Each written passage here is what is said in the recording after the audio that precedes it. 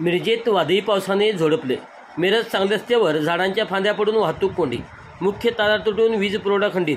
चहाच्या टपऱ्या दुचाकी वाहनांचे नुकसान। मिरज शहराला आज वादळी पावसाने झोडपून काढले। या कडाक्याच्या उन्हापासून थोडा गारवा निर्माण झाला, परंतु वादळी पावसाने मात्र आज शहरात बऱ्याच ठिकाणी झाडाच्या मुख्य फांद्या रस्त्यावर पडल्याने वाहतुकीची मोठी कोंडी झाली।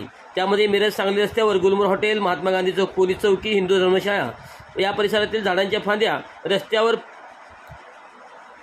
आणि विद्युत पुरवठा करणाऱ्या मुख्य तारावर पडल्याने वाहतुकीची मोठी कोंडी झाली होती। पटवर्धन हॉस्पिटल समोरील झाड पडल्याने वाहतुकीची मोठी कोंडी झाली होती। मिरज सांगली रस्त्यावर झाडे फांद्या पडल्याने वाहनांच्या मोठ्या रांगा लागल्या होत्या। त्याचबरोबर वादळी पावसाने शहरातील प्रोग्रेसिव्ह हायस्कूल समोरील जाहिरातीचे मोठे फलक वाकले असून डिजिटल पॅनल विद्युत पुरवठा करणाऱ्या तारावर अडकले होते। आज मिरज सांगली रस्त्यावर झाडांच्या फांद्या पडल्याने वाहतुकीची मोठी कोंडी झाली होती।